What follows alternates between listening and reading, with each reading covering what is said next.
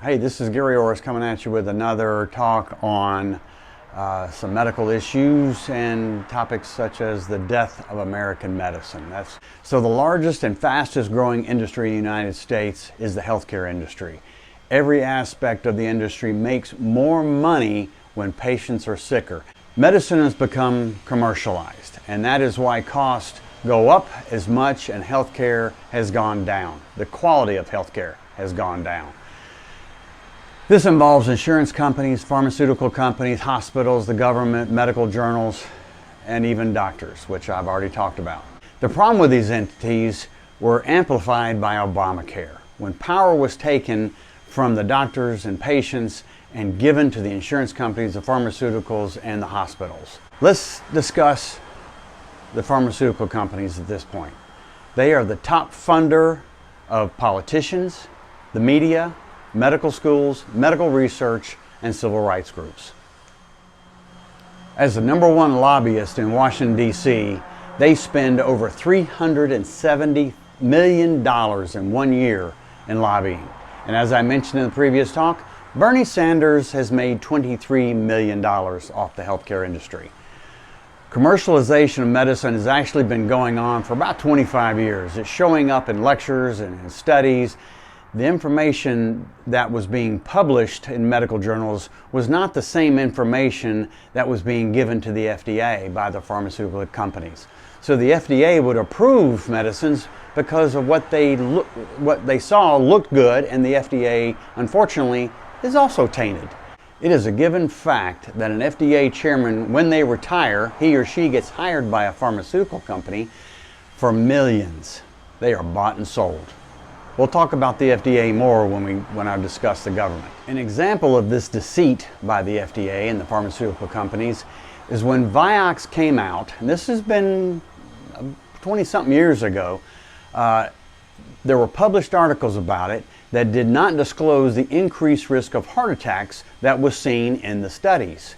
The FDA, knowing this, cleared the drug anyway. The article in the New England Journal of Medicine talking about it said it was better and safer than the over-the-counter anti-inflammatory naproxen. But in a footnote of the article, you would learn that it actually was a lot more dangerous and had an increased risk of causing a heart attack compared to naproxen. Merck made billions off this medication before it was discovered and taken off the market. They were fined a few million.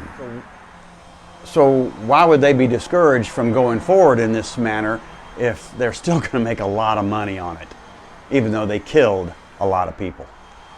So looking at more how the pharmaceutical companies work, research on their medications are supposed to be evaluated by a peer review committee.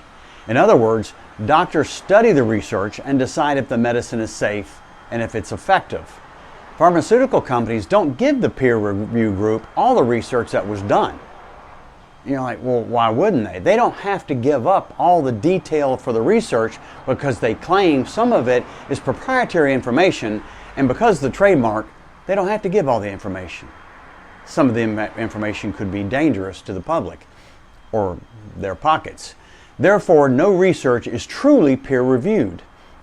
I talked to a lot of doctors about this, and I've yet to meet another doctor that appreciated that a peer review is not truly a peer review. The people that peer review studies, the ones that did this from 2020 to 2023, were paid over $1 billion by pharmaceuticals for their approval. So their peer reviewers are tainted anyway. So let's look at the cost of medicine. And I know this is what's important to most of you, including me. Looking at drug cost for the analog insulin, which is genetically manufactured by Eli Lilly. In 2012, one vial of insulin cost $21. By the end of 2017, it was over $300 for the exact same vial. That's the United States. That change in price occurred right after Obamacare. That's done such a great thing. It helped save cost. And oh, by the way, during that same time frame, the cost of affording the Affordable Care Act insurance doubled. In Canada, that vial of insulin would still be $21. In the U.S., they manipulate the cost and your government lets them do it. There are what are called pharmacy benefit managers that are out there adjusting the price according to their pockets. And that's where all this big cost comes from, is benefiting them. If the government would just take out that one step, the broker, it would save you thousands of dollars. But our politicians, again, are bought and sold, just like the FDA, just like everybody reviewing the studies. It's all been commercialized.